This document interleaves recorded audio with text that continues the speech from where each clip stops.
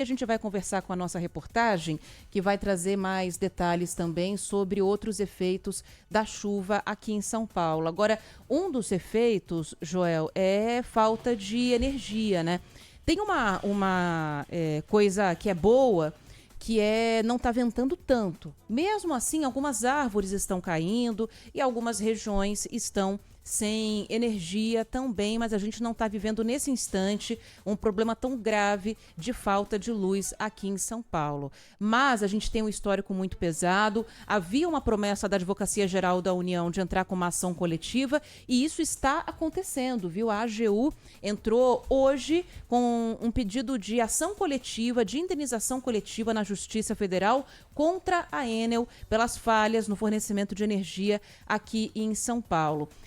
Essa ação pode gerar uma multa, Joel, para a Enel de mais de 1 bilhão, 1 bi mesmo, de reais.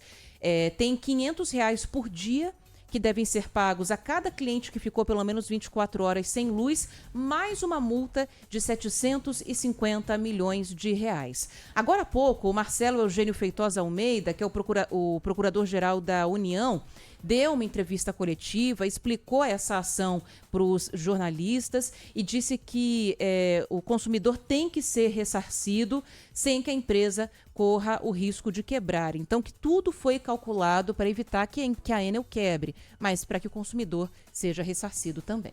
A Enel, ela já mostrou a sua incompetência por várias vezes. Então isso é inadmissível. Não, essa aqui, ó. Trata-se, portanto, de um racional já validado pelo próprio Tribunal de Justiça do Estado de São Paulo, e nós construímos também algo que fosse razoável e proporcional, tanto para a tutela dos direitos das pessoas prejudicadas, quanto do ponto de vista de manutenção da empresa.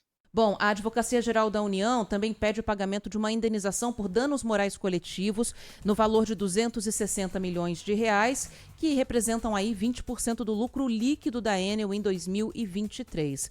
O advogado da União, Rafael Cardoso de Barros, afirma que esse cálculo tem um caráter pedagógico, já que a Enel não investiu o que deveria ter colocado na prática, tanto quanto colocou nos cofres. Para que a concessionária entenda que a opção dela por maximizar o lucro em detrimento do benefício dos consumidores, e isso gerando dano para toda a população, precisa ser desestimulado.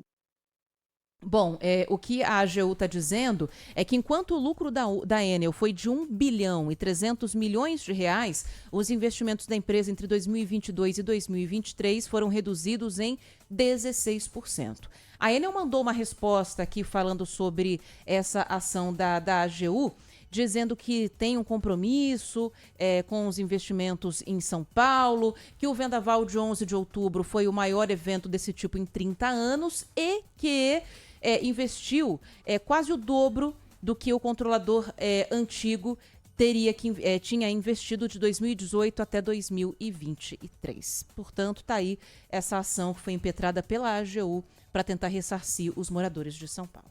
Ressarcir e tentar fazer com que a Enel desista disso aí também, né?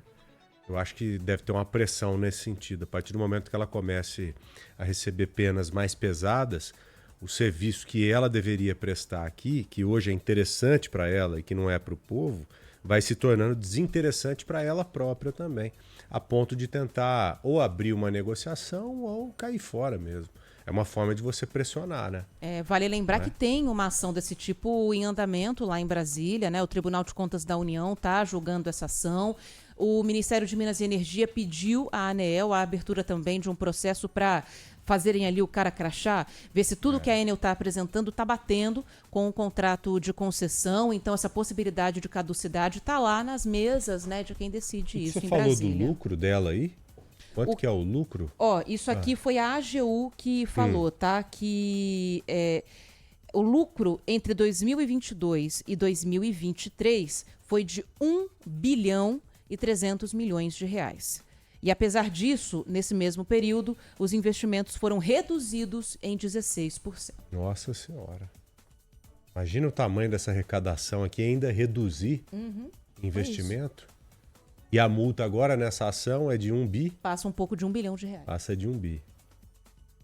Agora resta saber se vai pagar, né? Porque as outras não foram pagas. Não, inclusive em outubro...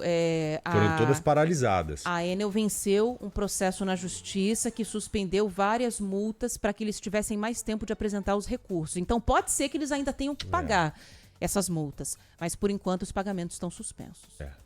É isso.